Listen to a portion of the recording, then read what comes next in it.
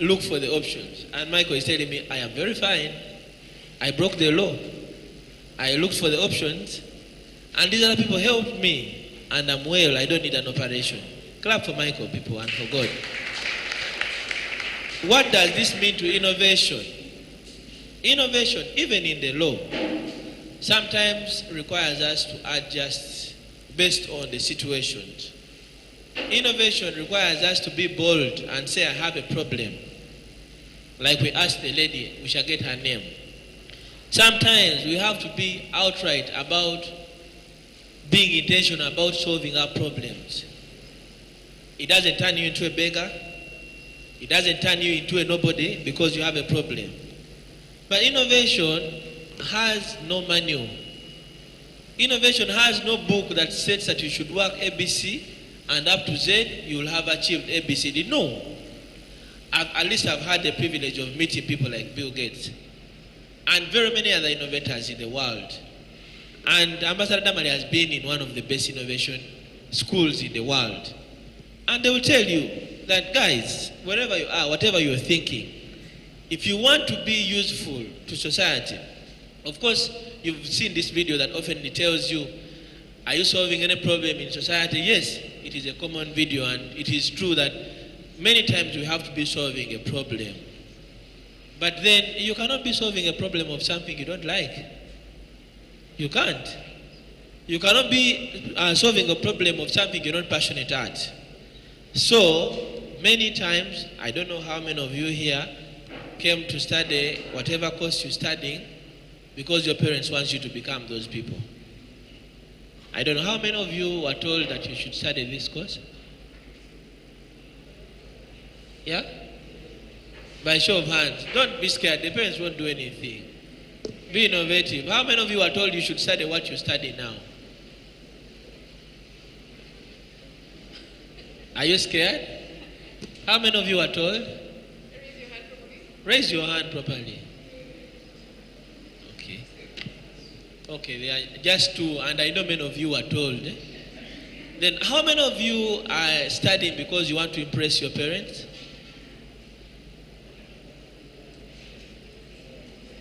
Yeah? How many of you, I see one who wants to impress his parents. Who else wants to impress his parents? All of you? Okay, we are impressed. We are very impressed. I'm a parent, so we are impressed. And Ambassador Damal is impressed. Okay. Well, for many reasons, I'll add on this as we continue with the conversations. But I want, as she speaks about innovation in a bigger space, I want us to reflect on some of those things. Are we studying because we were told we should study this? Are we studying because we were told we are going to be the deputy IGP? I mean IGG, because she's a doctor. She studied beyond where the average of the world. I mean, the world has only about 1% of people who are educated having PhDs. I'm sure, and that average is in New Zealand, in Switzerland, and a few countries. I don't know about our country, but it is not an African average. But I'm now going to help you get the best out of Ambassador Damali. I'm going to ask her a question. Should I? Okay. So Ambassador Damali, from that same perspective, from a point of Ideation Corner, for the last 2 years, you've been overseeing investment in private sector at a big magnitude, and you should tell people the amount of money you're overseeing. It is important, so maybe they can get some of that funding. Please tell all of us, we should be able to learn about what you're looking for to invest in. What kind of innovations excite your table and your team to make sure you actually pay attention to them? Thank you. The most critical, of course, we are currently in the digital space. So at the moment, the most, I think, attractive investments are in tech, but not tech for the sake of technology, tech that is leveraged to support the existing. So actually, in the Ideation Corner, I interviewed my doctor.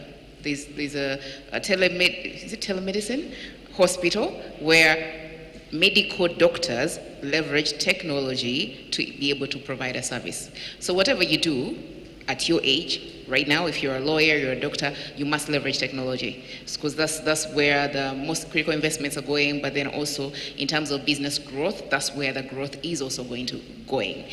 So many of you have your smartphones. So many of you are consuming things, services and products on your phone. So become that person who provides also products and services on your phone to the others, because that's where the world is going. So technology, but not technology as an end in itself, technology which is leveraged. So I also did interview a lawyer who is providing legal services in terms of, I think it was around tax compliance, and they're providing legal services leveraging technology. So this lawyer had finished university, and I really encourage all of you to really watch. There's so many different people I speak to.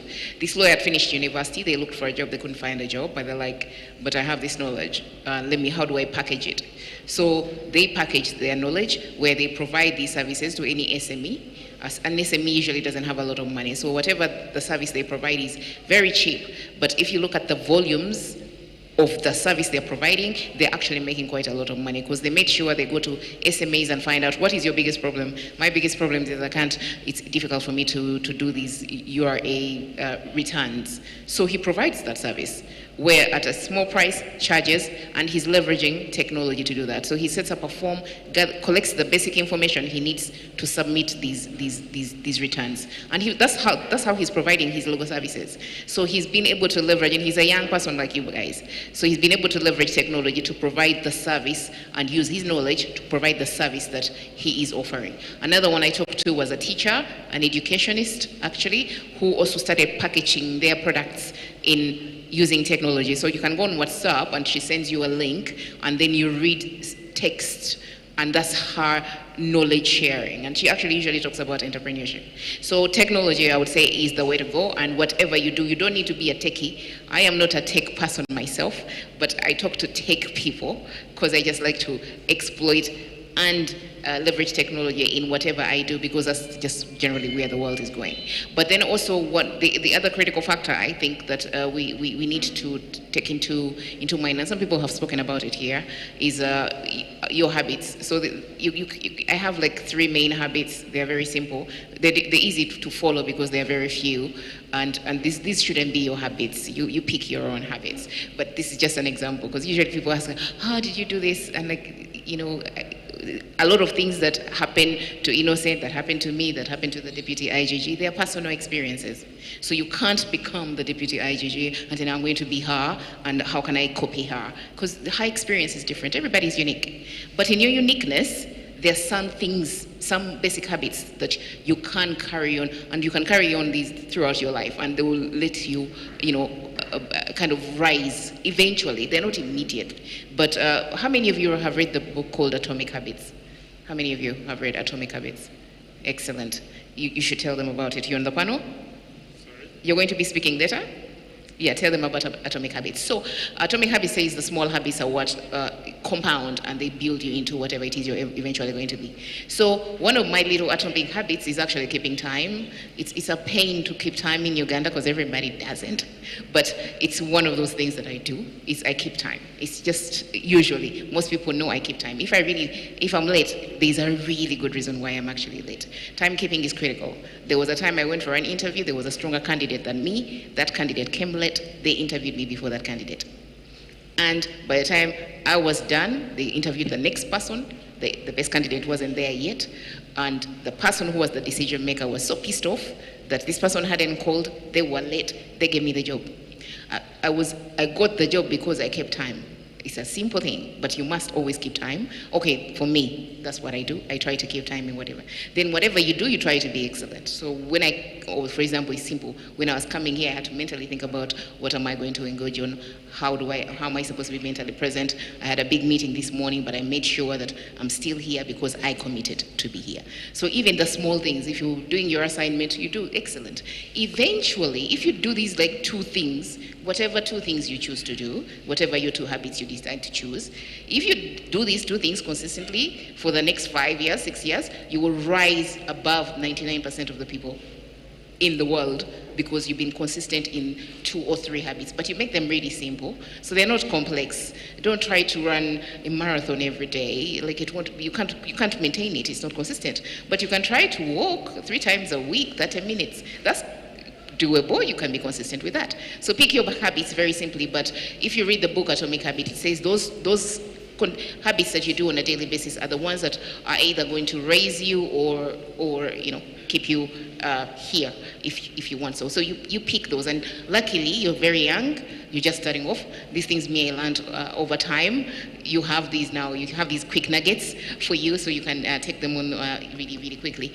And maybe the last thing I wanted to maybe talk about is the communication. I think I talked about it earlier, but communication in the digital age, again, going back to technology. So you guys have so much freedom to say whatever you want to say right now online, but just know it stays there for forever. So there was a time when I had a Facebook account and I had 2 accounts. I had one that wouldn't identify me as Damalisali and another one that no one was Damalisali. So the unofficial one I would play with, and then the official one I wouldn't. So whatever you do, whatever you write, just know in 10 years' time, what will they say about me?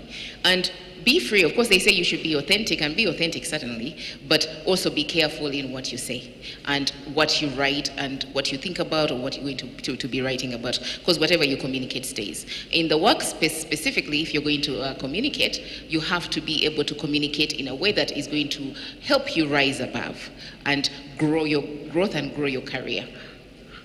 Okay, I've stopped talking because Dr. Professor Maggie Kigozi just walked in. And thank you. And yes. And I think my last point that I'm going to talk about, I think someone did talk about a mentorship. Innocent talked about mentorship, how he does mentorship for young people every Thursday, every week, and that's something as a give back that he does without any effort. But if you do not have access to say, Innocent Kawoya, you have again a lot of opportunities in terms of getting mentorship. I am mentored by people who don't even know they are mentoring me because I just follow them. I follow what they do, I see what they do. I'm like, okay, that's what they do, that's how they grow, and I just follow them continuously. They don't even know that they are my mentors. One of my mentors who doesn't know that she's my mentor is Dr. Professor Maggie Kigozi, who I just follow. And I see what she does, and I mirror and try to see how can I actually, because she's something I've always looked up to. So in this day and age, you have the access to this information that can help you grow. There are so many YouTube channels that are available for certain people who, now like the book called Atomic Habits I've told you about, you can decide not to read the book for those of you who don't like to read. I like to read, but there are people who don't like to read. I have friends who don't like to read. And I just send them 5-minute clips of someone who read the book and summarized it in such a short way, short brief, that you get the entire gist of the book. So you have resources that you can use. And you can use them, of course you can go on the internet and on YouTube and waste time, but you can also go on the internet and YouTube and really gather so much knowledge, gather so much information, because other people have done the work and packaged it for you in a way that you can consume very quickly and get all the knowledge that you have. So I encourage you, because I did talk about continuous learning, I encourage you to continuously learn, to use the available knowledge and information you have literally at your fingertips to grow yourself, to build yourself every day, so that you can in about 5 years, and this is not instant, we usually like instant things, but this is not instant, it takes time. So you have to hang in there and learn, and I can guarantee you in 5 years, 3 years you'll be here, 5 years you'll be here, 6 years you'll be there. It takes time. Everyone you look up to, if you really spoke to them, you will find out that it took time. It was not instant. Whoever you see where it is instant, it will end because it was too instant. Everyone who is up there, who it was gradual, it was from the ground up, stays there because it was built on a very, very strong foundation. So just be consistent in what you do and be patient in whatever it is that you're doing or you're trying to grow into. Thank you.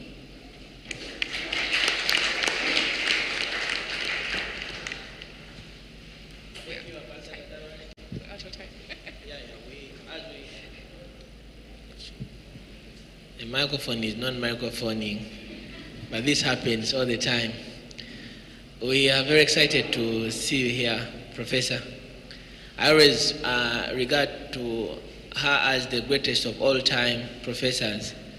The footballers call that person GOAT, like Messi and Ronaldo, so she's a mentor to all of us. But for myself, at High People, any event we host and she's not around doesn't feel like the event we want to host. Yeah, she adds gravitas to our events. But we're very excited and we thank you all for inviting us to be a part of this conversation. We thank TIG Network. I was privileged to be awarded CEO of the Year 2021-2022 by TIG Network. So this became home. So anytime when we have these conversations, please invite us to come and clean the room if you so feel. Invite us to come and contribute to conversations that will transform all of us. Thank you, Ambassador Malisali. Because of time, we're not going to add any of this to this conversation, but we are available for one-on-one conversations. We have a program that offers mentorship free of charge every Tuesday and Thursday. Mr. Paul Chiguno has our contact, so please get in touch with him. But before we leave the stage, I would like to request the lady that we promised something to come. Here, I want to convince other people to support you. So please, I know the Deputy IGG is going to support you. You can be sure, and Professor Maggie will support you when she hears why we are supporting you. But as we leave, please stand up for a photo moment. You want to have evidence that you are the one. And what is the name?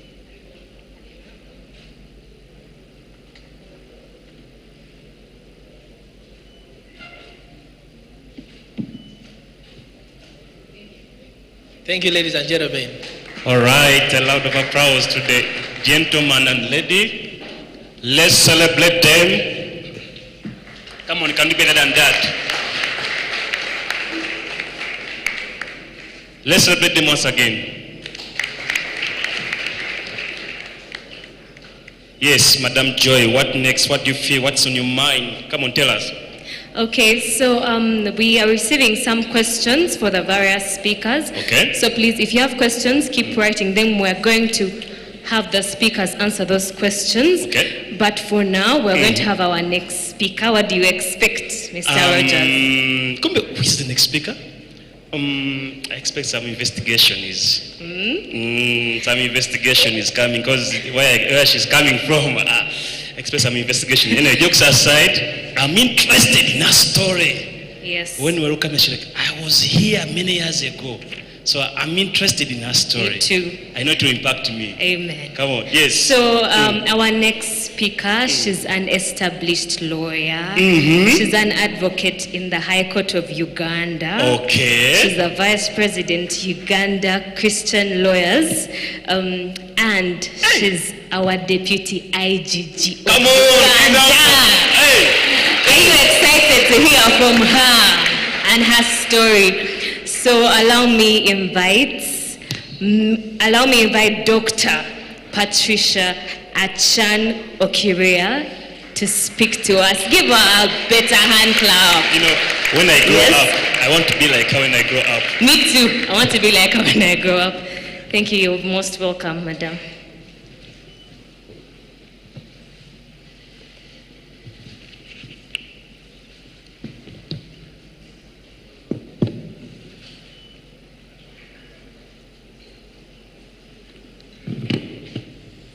Okay, the microphones are striking for some reason, but distinguished guests,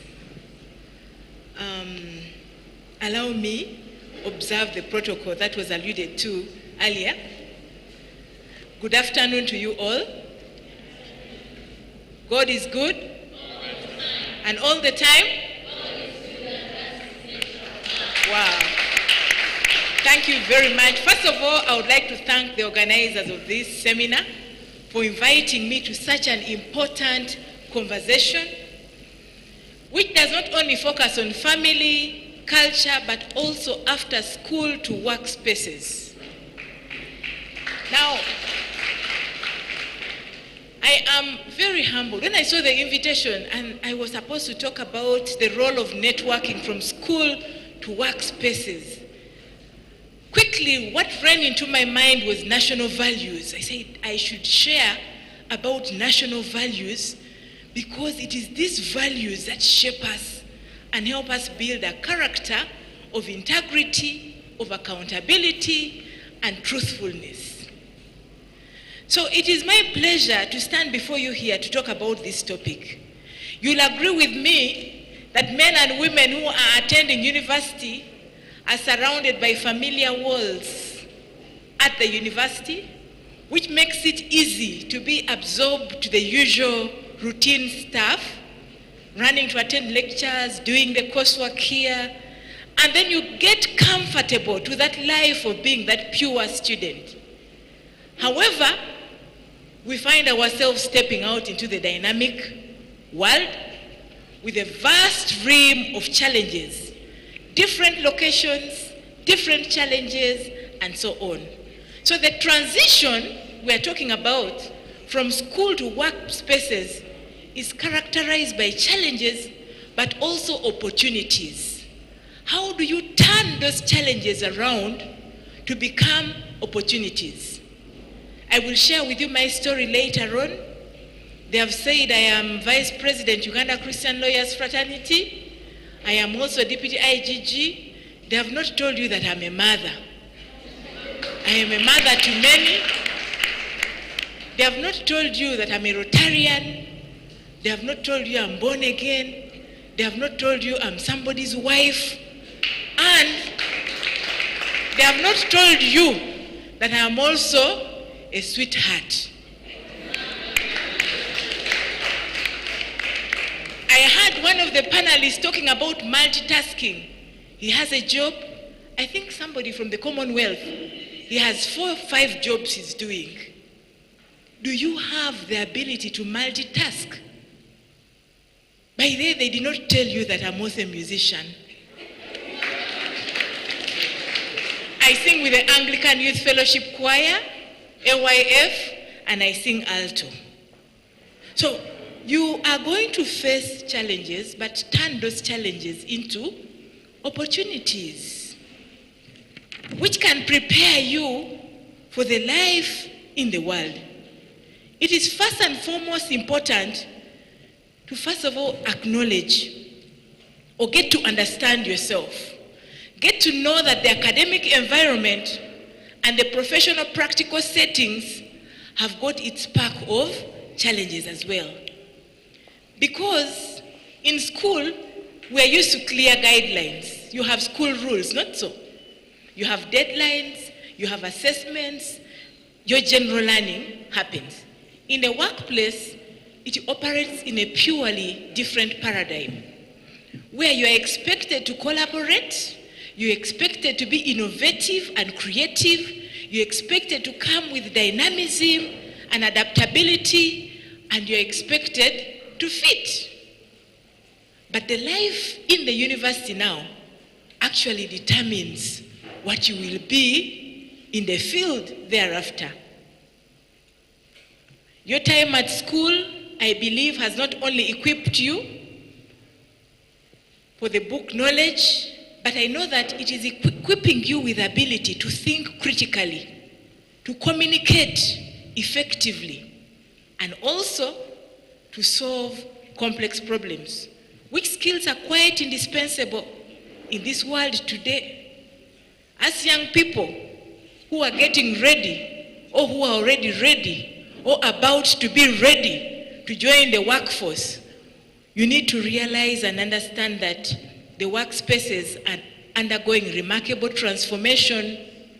You heard people talking here about innovation, digitalization, the digital. Things are changing. Which transformation is being driven by technological advancements and also changing societal norms. So traditionally, even office spaces are changing. So if you are not able to build good networks and social capital now in the university, do you think that tomorrow in the field it will be a miracle? Friends, you've heard that I'm born again. But not that born again who goes to say, I receive, I take. No. I believe in God, but I know that God is a hard-working God, and he also encourages hard work. So hard work as a national value is very critical for your success out there. As we prepare to navigate this world, it's essential to cultivate that mindset change as well. Mindset change in the changing environment can help you cope with those challenges we're talking about.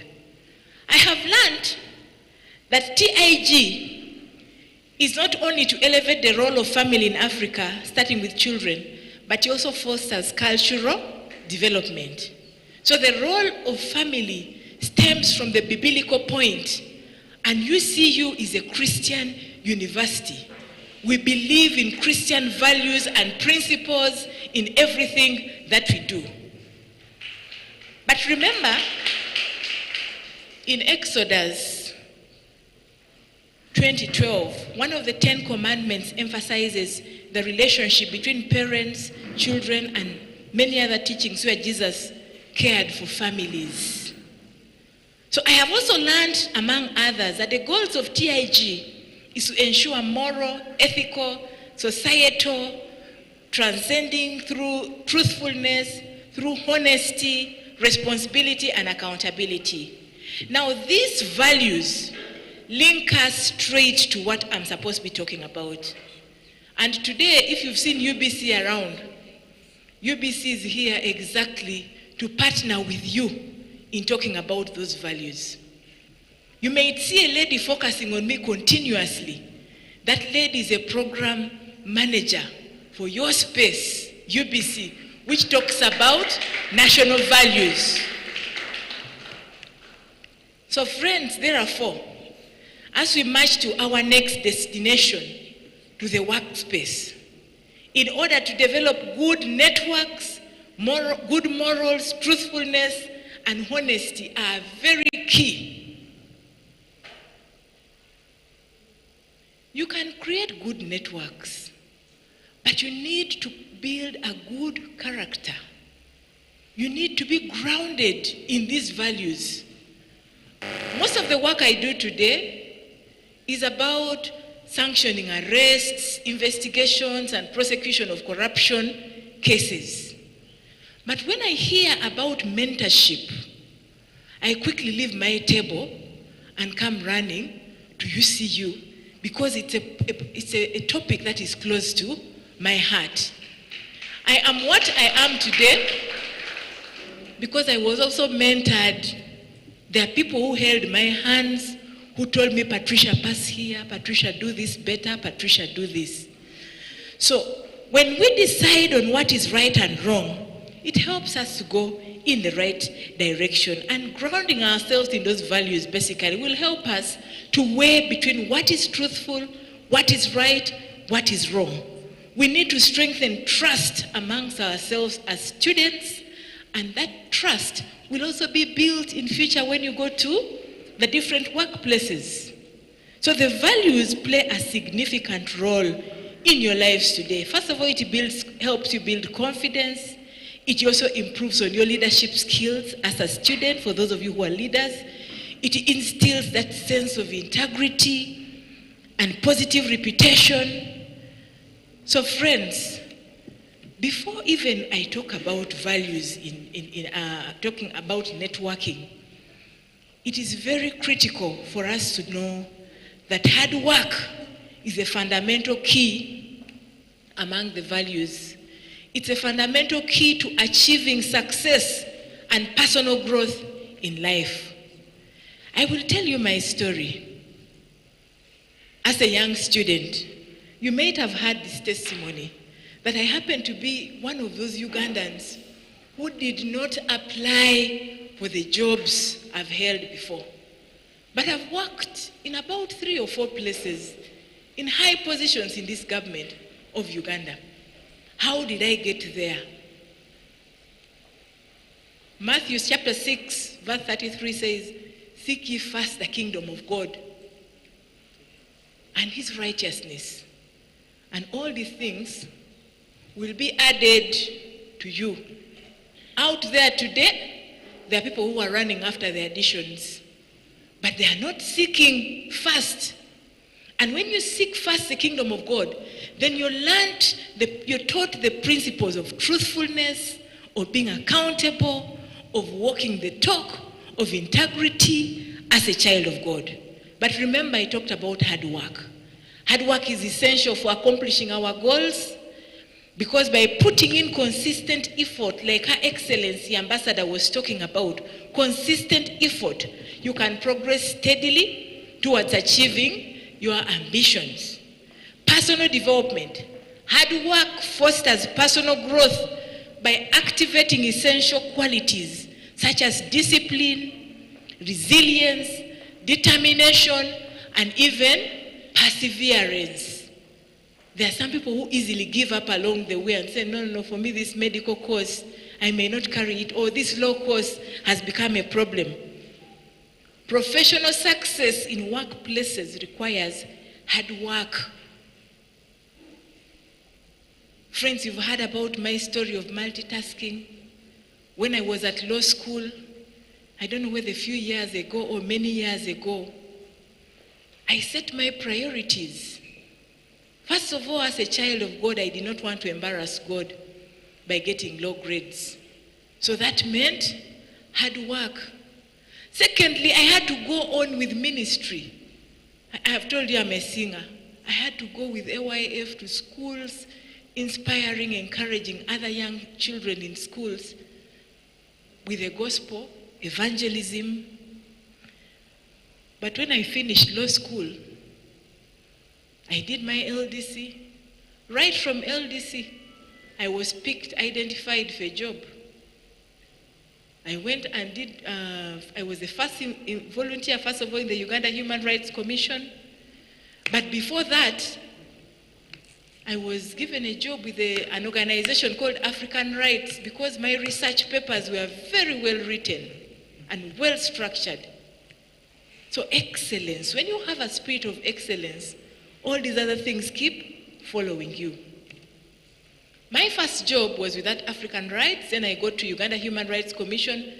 At the commission, the first day I reported, I asked myself, how can I be the best volunteer ever this institution has had? And straight away it called for excellence. I pay attention to detail.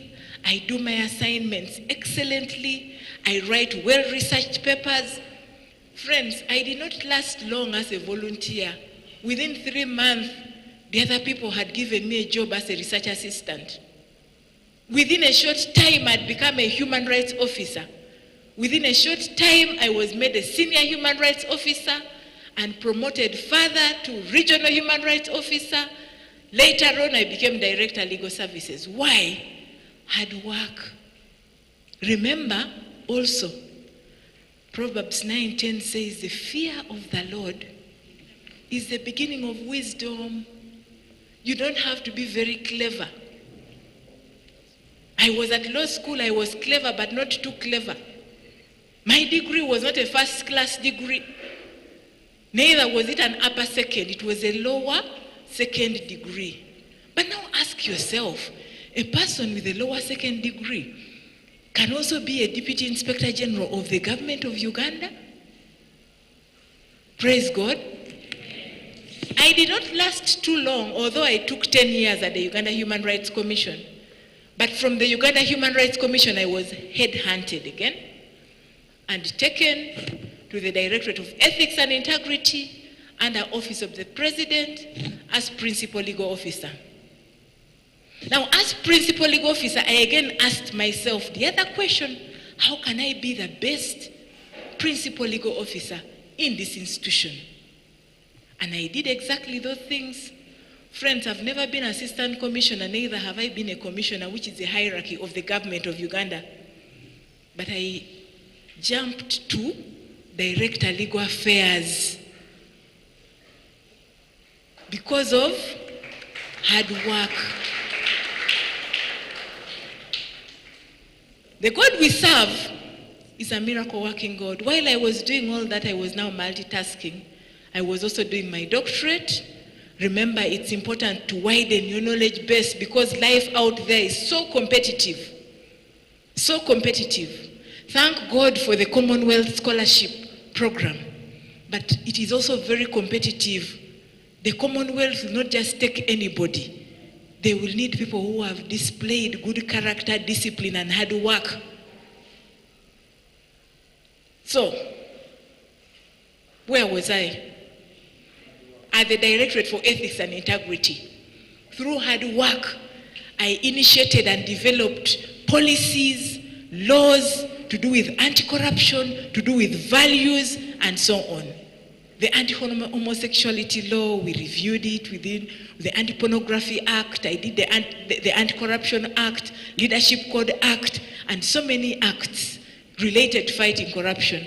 And that was just within 6 years. Because I displayed excellence, I was again headhunted from the Directorate for Ethics and Integrity, and I went to Ministry of Works and Transport. I tried to reject and say, no, but I've not studied transport laws in detail. Even my PhD was on governance. I don't. They said, please, we know you can manage. So I went to Works and Transport, and I still continued to initiate transport laws and policies. I did the road tolling policy for the expressway. I did work with UNRWA, legal advice here and there. I participated in the revival of the Uganda Airlines amid these challenges. So why am I telling you all these stories? Because I want you to see the trend.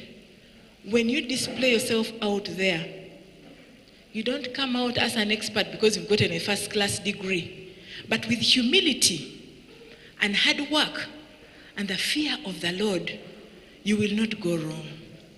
You might be like me, who will not even have to apply for jobs and will just pick you.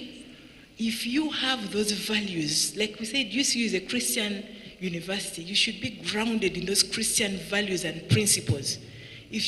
Today, the cases we do on corruption is basically because of the degeneration of values, where you find big people above 18 compromising and beginning to dip their hands in the pockets of government, in the coffers of government, and stealing.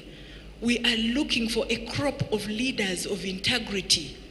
So the reason why I came running here was like, an opportunity has come for us to groom and mentor and coach young leaders of integrity who will transform this country.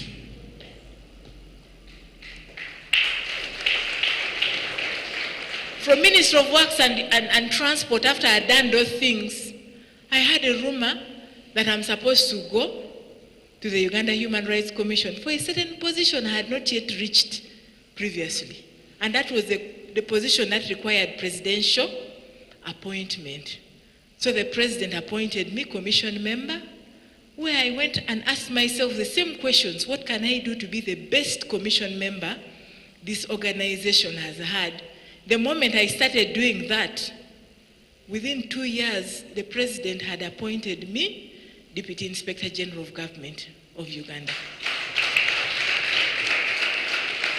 So I am still trying to answer the question of how can I be the best Inspector General, Deputy Inspector General of Government this country has had by walking the talk.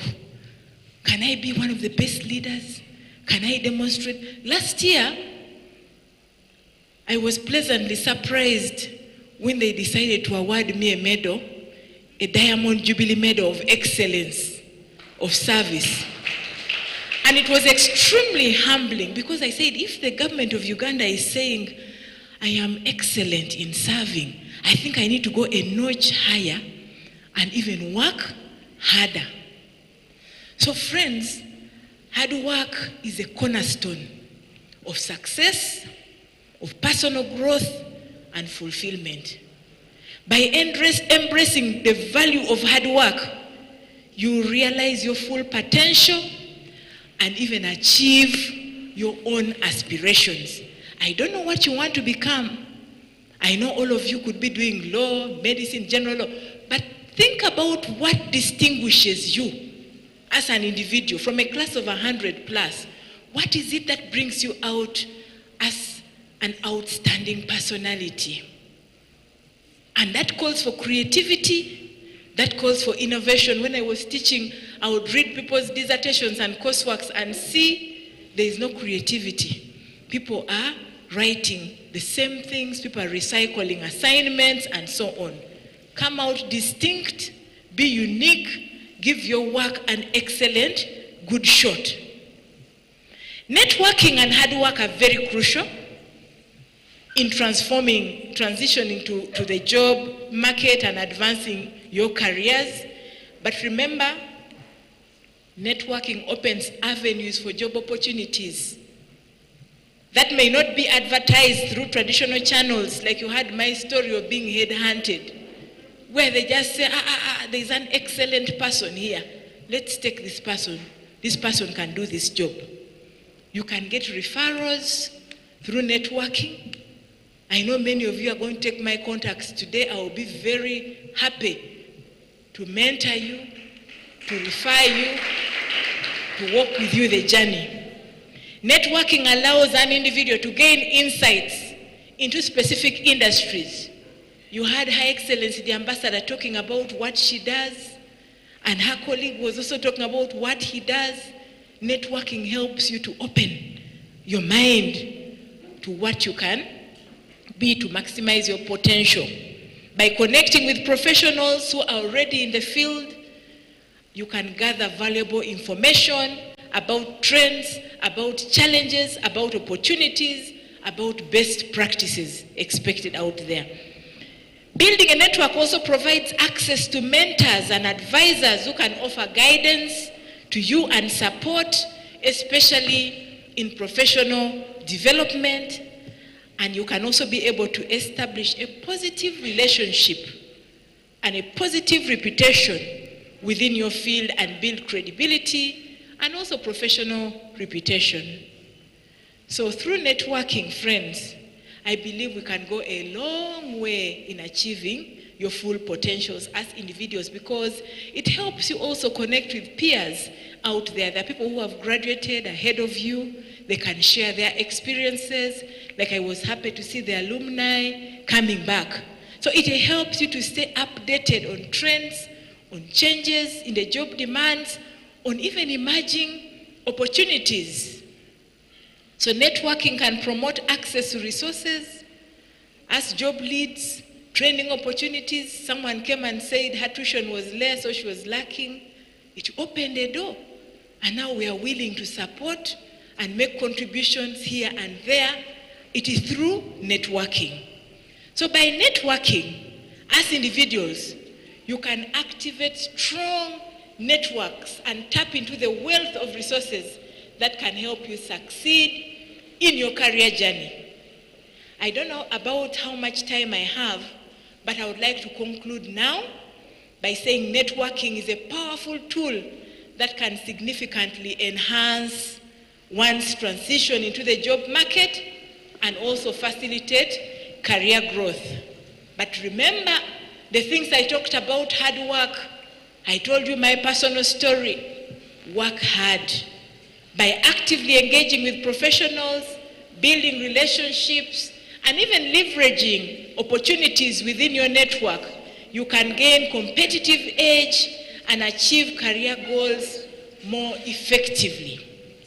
With these few words I have shared with you, I would like to wish you the best in all your endeavors, in your career journey, and as you finish school, towards your next destinations. I will be very happy to rub shoulders with you again when the opportunity avails itself. May God bless you. Have a fruitful conversation. Thank you. Thank you, thank you, thank you. You can do better than that. You see, you can do better than that. Come on, clap those hands. Clap if you want, clap.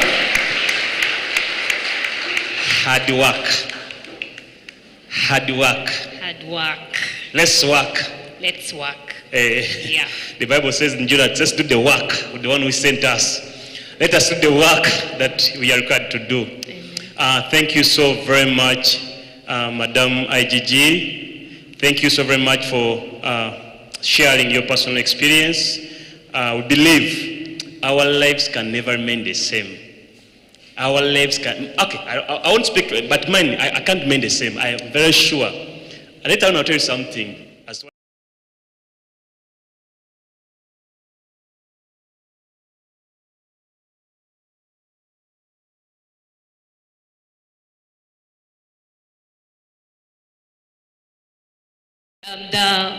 The hardest part is starting. As a young person, you may want to do something, start entrepreneurship, but the hardest part is starting. So he's going to tell us about young entrepreneurship and leadership from home setting to public places. Yes. And this gentleman is, member of parliament of Kalungu East, and the shadow minister of East African Affairs, and it is none other than Honorable Katavaz Francis, who is here with us. Come on, let's receive him. Give him a great hand clap. Come on, let's receive him. Let's receive him until he makes his way here. You prefer staying here? Okay. You're welcome, sir.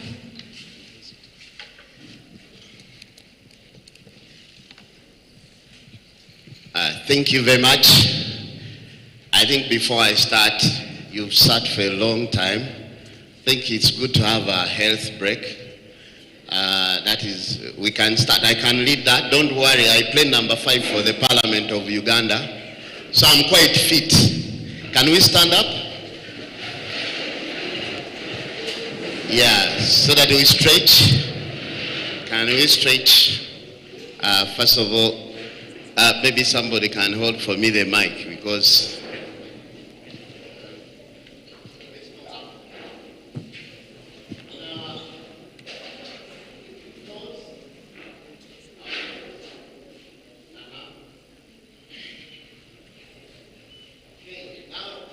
let us assume we are shooting.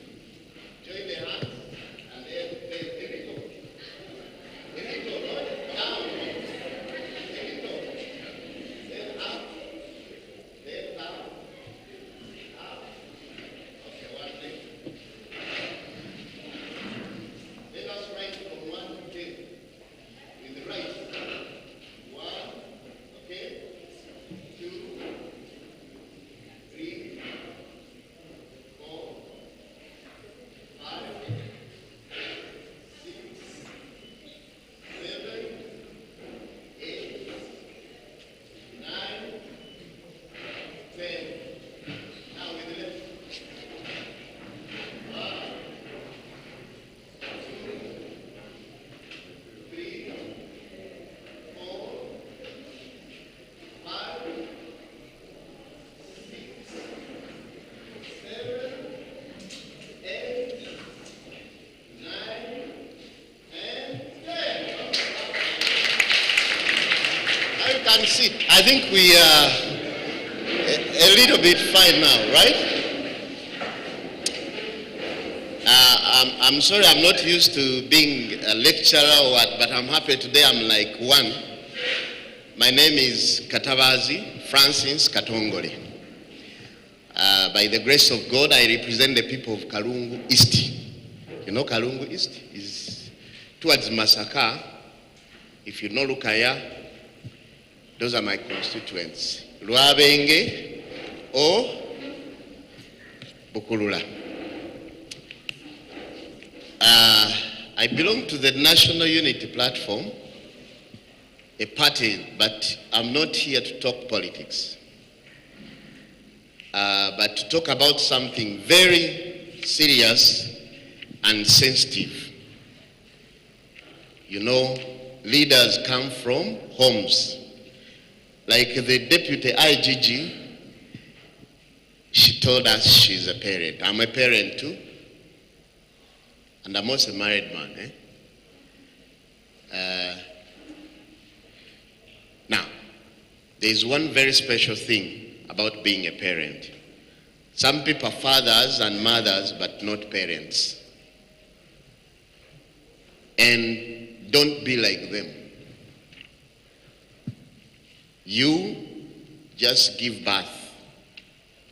You see, there are two ways of parenting. Eh? There is dog parenting and the cow parenting. You've never heard this, I know. It's my own innovation and initiative. You will not see it in any book. But it was my own analysis that dogs can give birth to about 20 puppies. Okay? And there is no butcher for at least dog meat, I know. That maybe dogs are slaughtered every other day, like cows. But there are more cows than dogs. Have you ever noticed? And cows are slaughtered every single day. But cows give birth to only one and take care of that calf until it becomes another cow. Now you wonder, it's amazing. This one gives birth to 20 and it just leaves to the world to take care of them. Now you wonder why they are not more. This one has given 20 and versus 1. You wonder why. The reason is proper parents bring up good people. And good people become good leaders. So don't expect to come from a parent who does not take care of, who is using the dog parenting to produce a good leader. Because those are people, you see, even if you see a thief somewhere, like Madam Deputy IGG, those people who steal, the greedy people, money for everyone, you know. You wonder somebody is carrying an elephant, he's going to eat it, okay? But he wants your rabbit for my friend here. He also wants it. There are people who are that greedy. And they are spending public funds. They're actually thieves, right? But they're also born and they have parents. Go back to even the chicken thieves, the pickpocketers. They are also born by parents, right? So, I would like you to, at least, when you guys become parents, do you have some more parents already? Yes.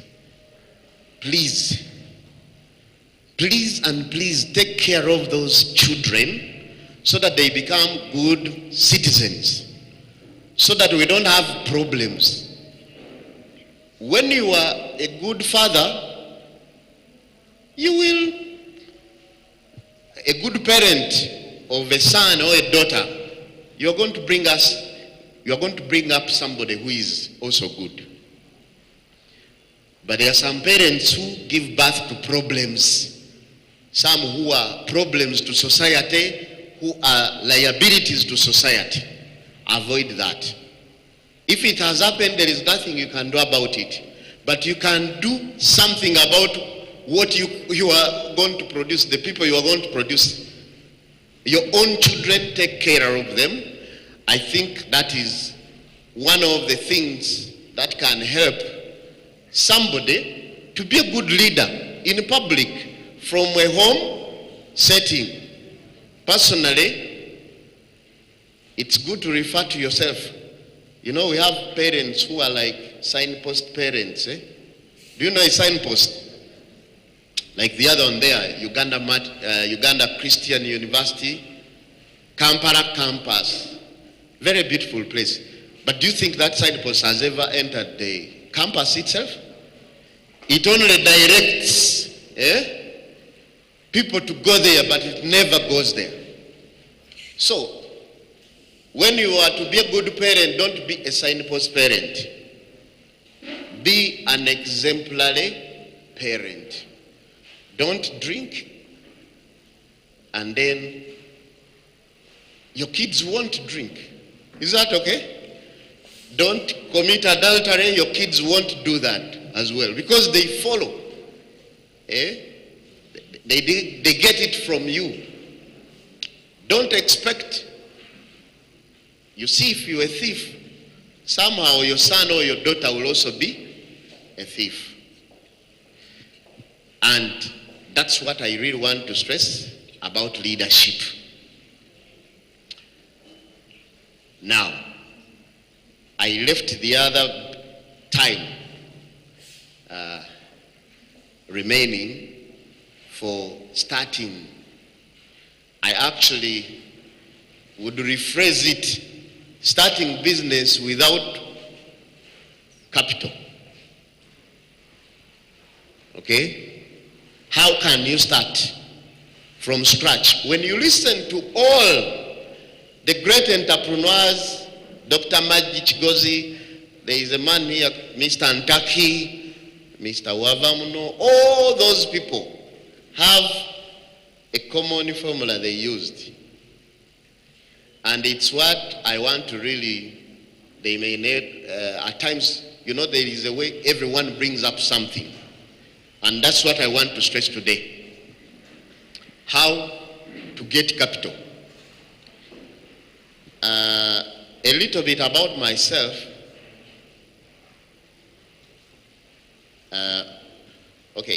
Taking you a little back about family. I'm born from a very staunch Christian Catholic family. Our firstborn is a Catholic priest, and he's at in Zambia. He also teaches and mentors other priests at St. Imbaga Seminary. And the second born is also another Catholic priest in Masaka. He heads all health centers and the hospitals. He's the health coordinator. The third born is an engineer. He lives in Michigan. Fifth born is an accountant. He's a married woman. And then I'm the next. I represent the people of Kalungu East in the parliament. The one who follows me is a business person. He's an entrepreneur. He makes some wine. And then the last born is a doctor. She's a pharmacist. And that's our family. We are all married in church, those who are not priests. But the funny thing, I also tried to study becoming a priest. But I was there for 2 years and 3 days. The fourth day, they gave me advice to try my talents elsewhere. And I know the question you want to ask me, but I will not answer it today. Now, so looking at that family, I was a business person before I went to parliament. And the job I was doing, I would say, is one job many people will not think is serious. I'm a salesman. I used to sell stuff on the streets. In English, there was a company. We used to do marketing and we sell stuff. Door to door. You know that door to door marketing? Yeah, that's what I did. Of course, they have so many places they say hawkers and what promoters not allowed. I used to see them, but today they can't stop me because I'm a member of parliament. You get it? So I'm saying this not to brag, but to inspire you that wherever you are, you don't have to do the same I did, because we are not the same, we don't have the same background. Every background is unique in its way, and don't copy. You better be original. This is, the problem we are having today. Many people are born original, but they die photocopies. Did you get that? Many people are born original, but they do what? They die photocopies. Don't try to be somebody else. You can never be. Everybody is unique in their own way. Every time I wake up, I say, I am different. I am special. But because I'm also a God-fearing person, I say, I am blessed. Let those three words encourage you every single day. You say, I am special, I'm different, I am blessed. And then you will find that there is no other Katabazi Francis Katongole in the entire world. Can you imagine? It is only me. So you put your name. There is no other person like you. You get it? Nobody is like you. So don't try to be somebody else. Because you can never be. I can't be a Maggie because I'm a bit dark. She's, By the way, she's the mother to one of the star, Navio. You know Navio? Yeah, she's the mother. You didn't know, some of you maybe. Or you knew. So I can never be Navio. Are you getting it? Try, be the best you can be. Once you like yourself, you will be a better person. Now, going to business. When I was in the seminary, studying to become a priest, they were teaching us a language called Latin. Latin is also used in the law. There are so many things they quote from Latin. And there is, first of all, let me ask, is there anybody who doesn't have a problem here? You put up your hand. You tell me, I have no problem in this world.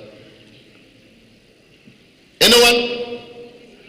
So, that means everybody has a problem.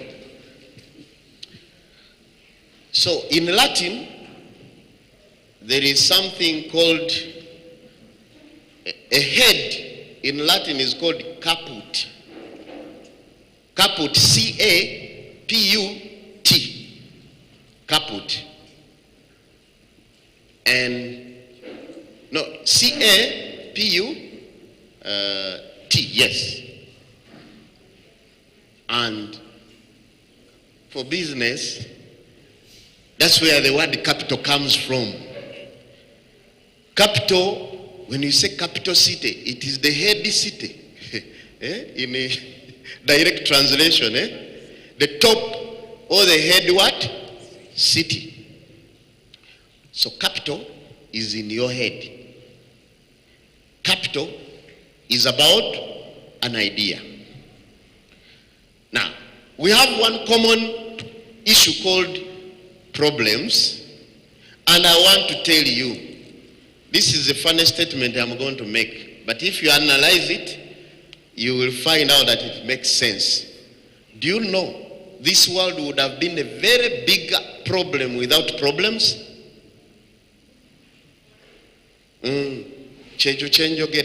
This world will be a bigger problem without problems. And that's where I want you to scratch your head and get an idea how to solve these problems, and then you make the money. Are we together?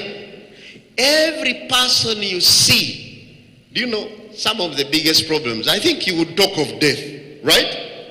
Death is a big problem. But when you lose somebody, you go to this person selling coffins. He will tell you, was it a child or a big person? What does he want? To know which coffin is going to sell to you. Now, after knowing which coffin, are you just going to take the coffin away? You will pay. So if that person is a religious person, when he goes to church, what do you think that person is praying for? God bless my business. That people die. That his business, his prayer. When you see a coffin seller in a church and he's speaking even in tongues, you just know he's praying so that somebody can die. That's a fact. They may not tell you, but they are happy when you die. because that's their business. You would say it's the worst thing in the world you would ever think of. They would say, you want royal, you want... At the end of the day, you have to pay. It's not for free. It's actually more dangerous to have a hospital that has a funeral home as well. Now that one is dangerous, because if they fail to get money from you in the hospital, they'll get from the coffin and the funeral service. And I think there is no hospital that has a funeral service. They will always... When you see somebody like that, then it's dangerous. Don't take there your patient, because they might kill the patient and, sorry to say that. Now, in life, there are 3 basic businesses. And they come from the 3 basic problems. One is food in the stomach. You see everyone's stomach is the biggest problem everyone has. You see that stomach, you will eat today, even if you double. Even if you eat 2 plates of full plates, where you can't even see your neighbor the other side. By the time it is 10 in the night, you'll be feeling hungry and you want to eat again, right? So food, I will categorize that. Food and drinks. We have water. We have also the hard drinks. You get it? So, the biggest problem is our stomach. And just to make a calculation, I don't know if the most senior person here is a lady, and I really don't want to ask her. There is a question, with ladies, 2 things you don't ask. No, for ladies, don't ask their age. In most cases, they will tell you a lie. And then for the gents, don't ask them how much they earn. They will also tell you a lie. So have you known they agreed upon lies? I wanted somebody, let me not use an example of anyone, but let me assume we have somebody who is 70 years. Okay? You have calculators there. I know you guys can't use the analog style of calculating. I want you, go to your calculator in your phone. Who has a phone there? I know you are lawyers. Mathematics was a problem, I do. But who has a calculator? Let's calculate. Assuming somebody is 70 years and on a daily he's been eating and drinking everything combined 30,000. So you 70 times 30 times 365 days. Which answer are you getting? 766 million. That man can almost put up an arcade. So you will see somebody who is 70 years, that person has eaten food worth 700 and what? Now, you know your ages, go and calculate yours.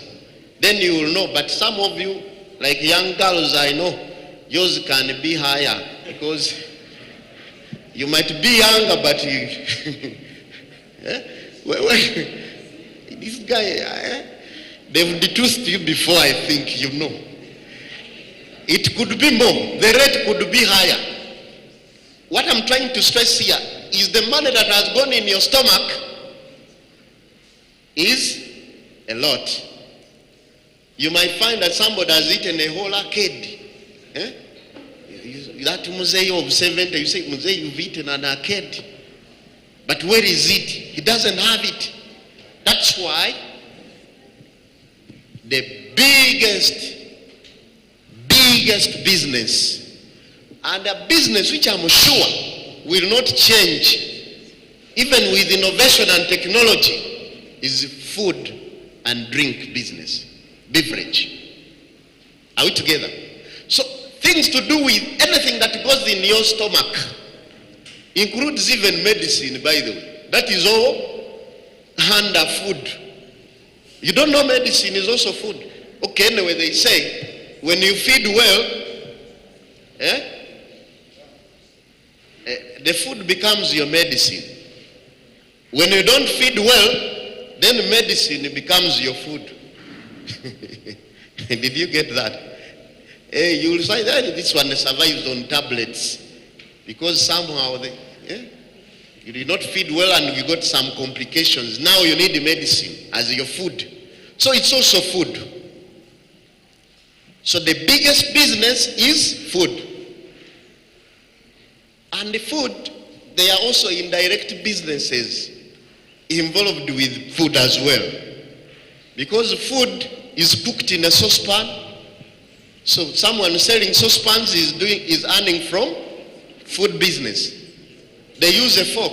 They serve it on a plate. Okay? Now you know why people sell those things? Food. You have your matoke, you can't go wrong. You have your cows, you can't go wrong. You have your chicken, you have for those of you who are not Muslims, pigs, your pork. You will earn a lot because people, the demand will always be there. And this is something, business will never, unless if people stop eating. Do you know of that day that people will stop eating? It's not there. Now the second one is, so I hope we are together. Yeah? So those who are growing the food, those who are adding value on the food, some could package it, some could, all that kind of thing. Then the second one is clothing. I don't see anyone naked here. And I'm sure those are the only clothes you have here. You have more. So whoever is selling clothing is in business. And for women, for ladies, it's more than that. They don't dress in clothes only. You find there are some people who have hair that is not their natural hair. That is business. Somebody wearing lipstick, for ladies, that one is part of you. They say, you've got to take care of yourselves. And the ladies, mostly you young ladies, are you listening to this? Make sure you take care of your hair. From your hair to your nails, take care of yourself. Are you getting it? Yes, it's important so that you look good. Your work is to look good, and the people you should hate in this world are people who wish you two things. You to look old and to look ugly too. So that's why you should always work very hard to look hot every other day you leave that house.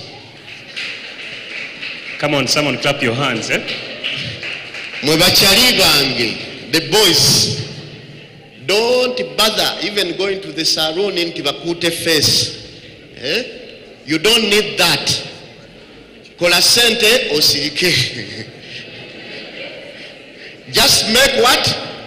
Money. There is a way a man looks handsome when he has money. Isn't it true? And there is a way osobola mutetenkanya okumuita baby. Nebwabanga he has no teeth in his mouth. You will say, I know musigo munene. That he has a big gap. Because he has what? Even if the nose is facing this side, the beauty of the man is in the wallet. For ladies, take care of yourselves. I'm sorry, the time they told me, I think they had to cut it. So I have to cut off some things. But the third one is about shelter, Shelter. Putting up buildings, selling building materials. That is all businesses. You just need an idea and then you'll start. There is a saying that where there is a will, there is a way. So just be willing, have a positive mental attitude, and then you will get there. So those are the three traditional businesses. Now the new business is in information technology. You still solve problems using what?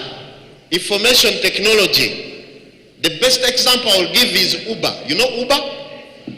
Uber does not own even one taxi, but he's got the biggest taxi business in the whole world, just using an app.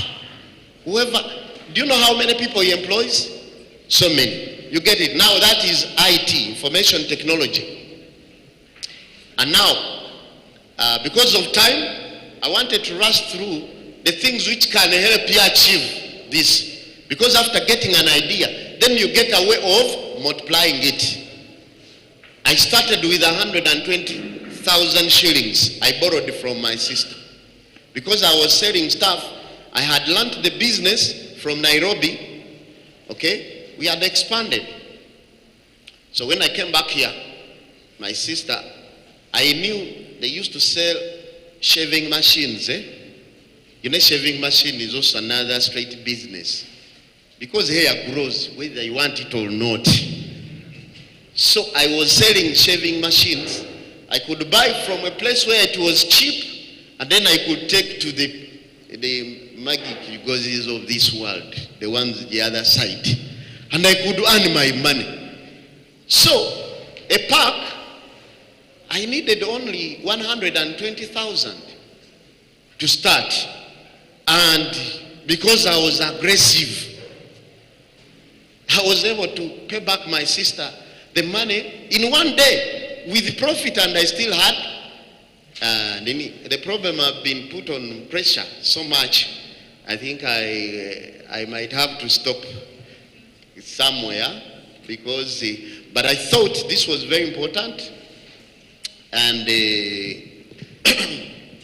it would save us a lot, because probably my story could change your life.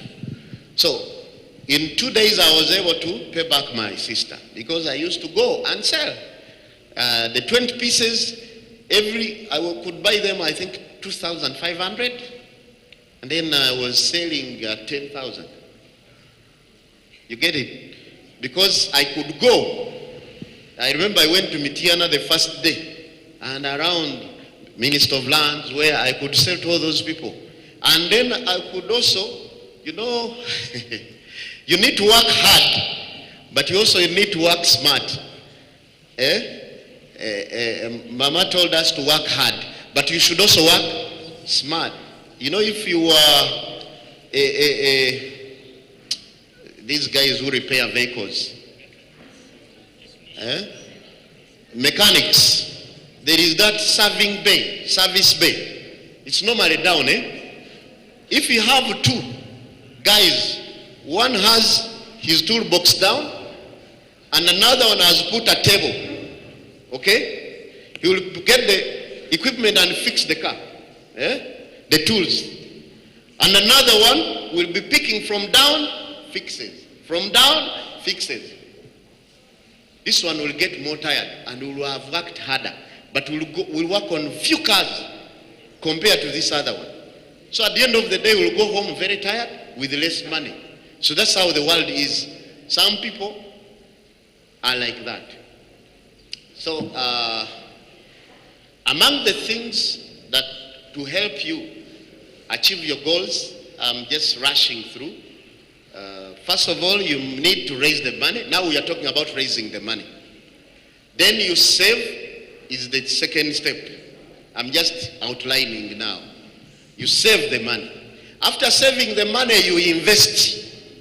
You invest in something which can reproduce the money, and at your capacity. Don't go to a capacity that is not yours. You might finish all your savings.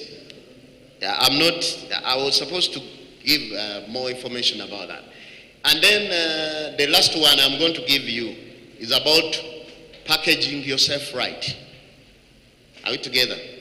If you're a lawyer, I think you're supposed to wear a suit and a dark suit, something like that. They are laws, eh? There's a reason why they tell you all those things. As a member of parliament, I'm dressed like this. I'm from parliament. You don't just enter parliament when you are dressed anyhow. That in jeans or shorts, no. Now, this is the last one. Even in doing business, in whatever you do, the way you package yourself matters. I'm going to use an example of this mineral water. Do you see this mineral water? How much is it?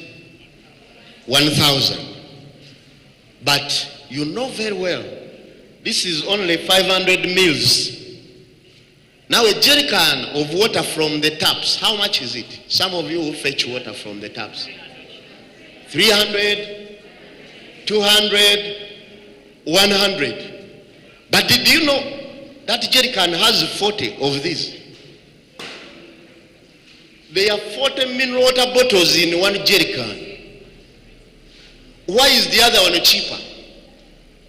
Because of packaging and the value addition. So in whatever you do, make sure you package yourself right, and then you will judge yourself whether you are mineral water class or a Chidomola class. Thank you very much. I rest my case. Thank you. Let's celebrate Honorable once more. Come on, let's clap for Honorable. Thank you so very much, sir.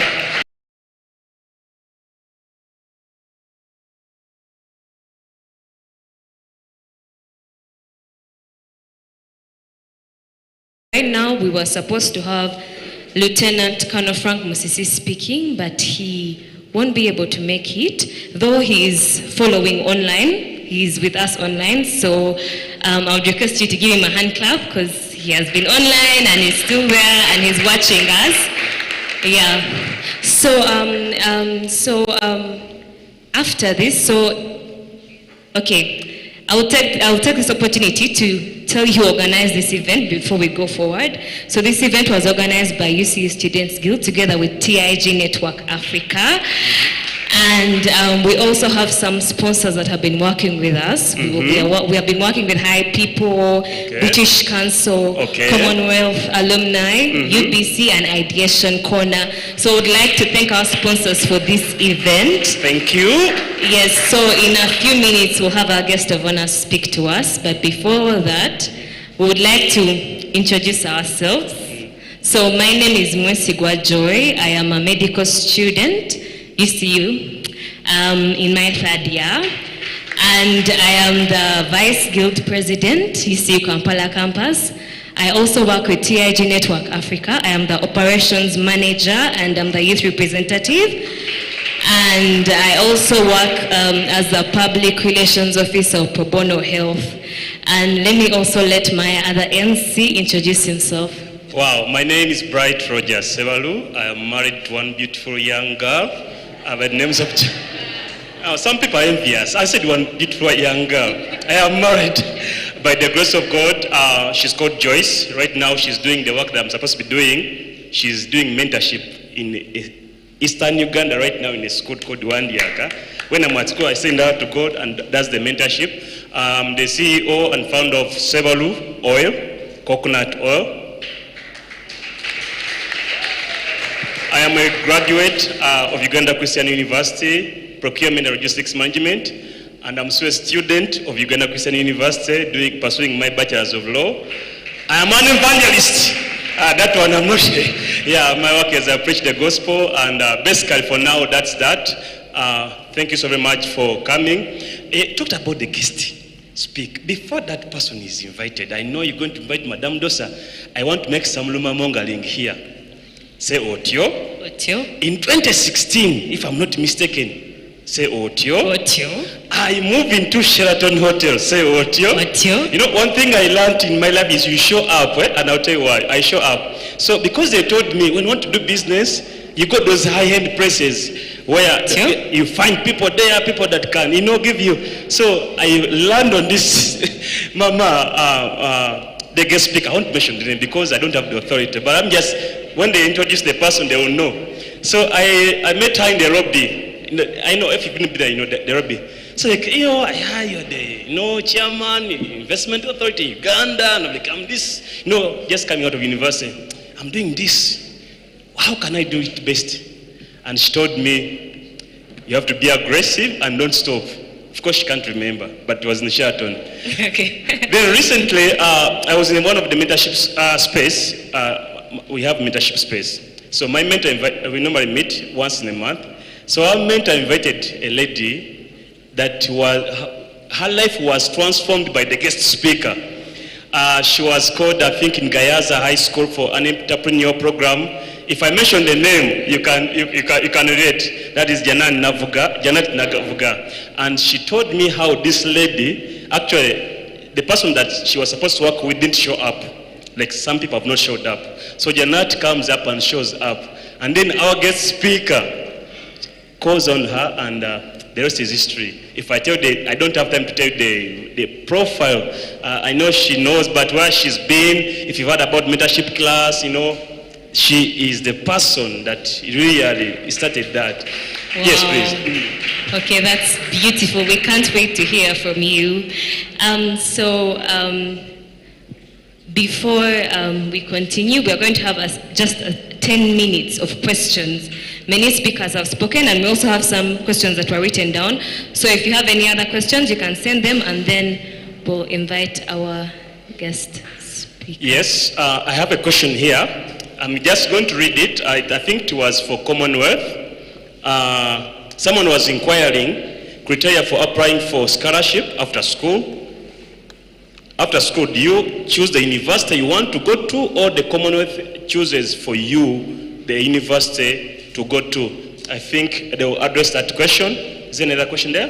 Okay, as someone comes up to address that, this question, this is the question. If a person is interested in a master's scholarship for a medicine course that requires 3 years of work experience before applying, how do they apply, and do they still qualify for the Commonwealth scholarship?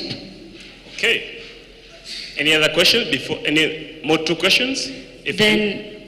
There's also another question. Please. This is to Mr. Innocent. So someone is asking how they can be part of the Women in FinTech Hackathon. Yes, and how if they can participate. This one says, I have an auntie who studied a bachelor's degree in business management, administration and management in 2017. She's currently unemployed. How can she be innovative in regards to that sector? I think, it's not. Oh, it is to Madam Ambassador, Her Excellency Ambassador Sally. This question, and Mr. Innocent, this question is directed to you. Someone is inquiring that she has an auntie who did a bachelor's degree in business administration and management. She's currently unemployed. How can that person be innovative regarding to that? Then the next, yes, please.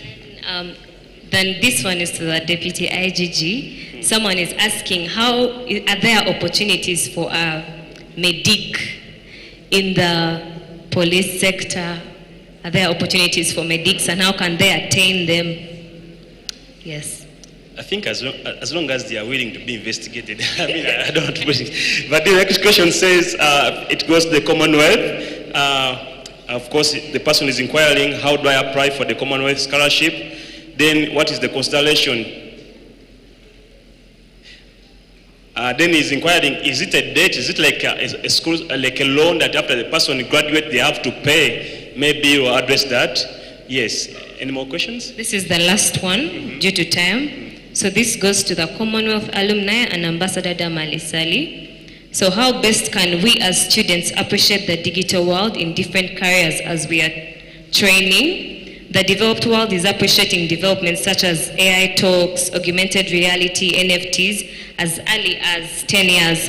They are including Python programming in the education system of these children. Yet in our societies, these developments are alien. How best can we appreciate these developments to compete on the international scene? Okay. So those are the questions. So who should come first? Commonwealth. Commonwealth. The leaders said Commonwealth, please come and respond. Is anyone to ready to questions. respond? Come on, let's clap for them as they come to respond to our queries. You can do better than that. If you want us to do the question. What is the first one? The first one was someone does medicine and they need through work experience. Will they be able to apply for the Commonwealth scholarships? For the Commonwealth, first of all, I would say that the Commonwealth has a cocktail of scholarships. There are around 4 of them. The Commonwealth Shared, the Commonwealth Masters, the PhD, the long distance. But I will not be able to answer this question in detail. What we'll do, we usually have webinars to prepare people, to prepare students to apply for these scholarships, because they also have different timelines. And I think that's when you'll be able to, because it takes about like 2 or 3 hours to go through the whole scholarship process. But the most important thing is, first of all, make sure you pass. Academic excellence is very important. Experience is important, but you shouldn't really mind about how many years. It is what you're doing.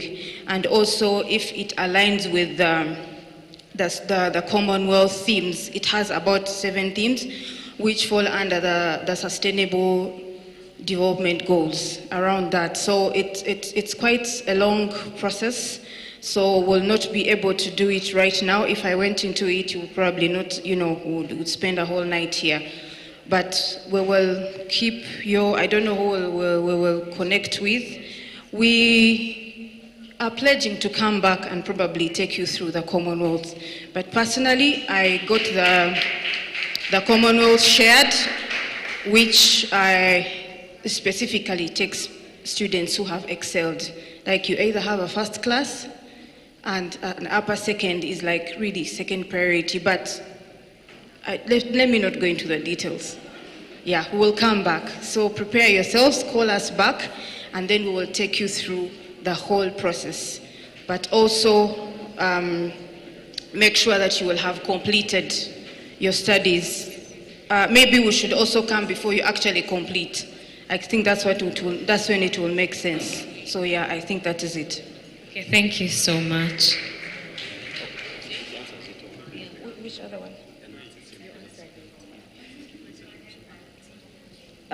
For the one who wanted to know if after school, do you choose the university you want to go to, or the Commonwealth chooses the university for you? No, it doesn't choose the university for you, you choose. So maybe the homework that I will give you, because the Commonwealth scholarships are only offered in the United Kingdom, please go on their website of Commonwealth scholarships, familiarize yourself with what is there, and then prepare those questions. But otherwise, they don't choose the university for you. Know what you want to study, go into those universities, know their ranks, what they do, and all that stuff, and then prepare so that when we come for the webinars, you are prepared for what we're going to share. And then I think even the questions will make more meaningful. Yeah, I think that is it. Thank you so much for that. Let's give a hand clap. Come on, celebrate her. Yes. Yes, our next question was to Mr. Innocent Kawoya about the Women in FinTech Hackathon, how someone would be able to participate. Otio. Thank you. There were 2 questions, so let me answer them together. The Women in FinTech Hackathon is open to anyone who wants to innovate. My number is 0779 34 53 31. 0779 34 53 31. It's on WhatsApp and on mobile money, so feel free. I love that. Yeah. So feel free to send questions and I'll give you all details. Who is the person who is not having a job and they're trying to see how they can find an opportunity? Who is that person? It's here. I have an auntie who studied bachelor's degree in business administration and management 2017. She's currently unemployed. How can she be innovative in regards to that sector? Okay, tell let's get the details of her, and we shall, on 26th of April up to the 26th of July, we shall give her paid internship so we can train her on something. Wow, Yeah. thank you so much. So if you're the one who wrote that question, kindly reach out to Mr. Innocent Kawea after this, and your auntie will be helped. Okay. So our next question was to Ambassador Damali Sali. Stand here. I think the question was around digital spaces, artificial intelligence, chat GPT, all that stuff that we are not taught here, but it's something that's required in the new age. One of the things that I talked about is the amount of information or access that we have through the internet and on our fingertips. Harvard Business School, London School of Economics, all those major schools are actually providing free online courses as part of their CSR. They're particularly providing those free online courses to people in countries like ours. They kind of track your IP. The reason why they're doing that is because they have a certain amount, of CSR that they want to offer. I encourage you to just Google right now free online courses from Harvard Business School. They'll have a huge drop down, and they offer Python, everything to do with the new digital and artificial intelligence, everything that you want to know. And you can study them. And these courses are actually very short, about 6 weeks, about 5 weeks. You should do it when you're still in school, because I think UCU gives you free internet. Make use of it, and you can learn these things in about 3 or 4 weeks. You have the basics, you have some information, you'll be ahead of the curve. That's what I would encourage you to do. But there's so much free online material that these excellent universities are offering as part of their corporate social responsibility for us. So make use of them. So if you have, and I did talk about the small habits, you can literally spend 30 minutes a day, 30 minutes every morning at 5:30, you go through your Python course online using the university internet, and in about 3 or 4 weeks, you'll be done with it. You'll be ahead of the curve, and that's it. Thank you so much. Hope your question was answered. So lastly, we're going to have our Deputy IGG. So the first question was, how can a medic get involved in police or government entities? And there's another question that has just come in. Is there any opportunity for those who have a diploma in law? Thank you very much. I will start with the last one. A lawyer is not complete if the person has not gone to law school. So you do the LLB and also do a diploma in legal practice. Because without that diploma, you cannot get to practice your law. Then how can medics benefit, especially with work in government, with the police or with the Inspectorate of Government? Medics play a very significant role, especially in our work. For instance, sometimes when we're doing our investigations, we need that medical evidence as well. Then they can also be whistleblowers by reporting cases of corruption within their sectors. But they also play a very significant role in taking care of our health. So usually, ethical healthcare practices are supposed to be the best standards, so they can actually contribute to upholding the ethical healthcare practices at work. Then they can do advocacy and awareness, advocacy for transparency and health in the healthcare systems, and also they can be involved in drafting. You heard me talking about initiating policies. They can be involved in drafting policies. Doctors actively participate in the development and implementation of policies and regulations relating to their work, what they want to improve, regulations for combating corruption within their sectors, which nobody has done yet.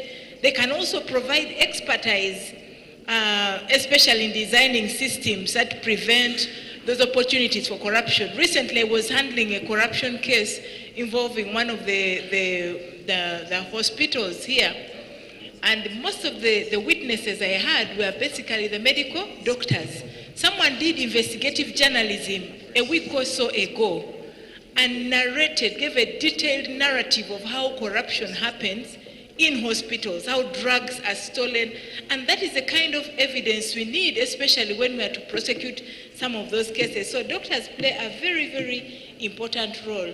But above all, they treat us, they keep us healthy, they keep us going.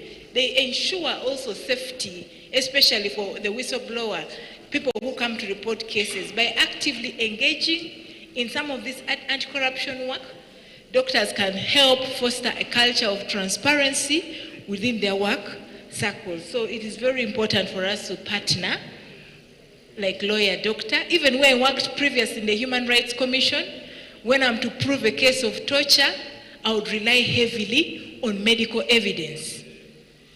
Deputy IGG, I am learned with a bachelor's degree in social sciences with a high integrity and hard work, and currently would like to work with you and after my degree of law, because I love your character, personality, and encouragement.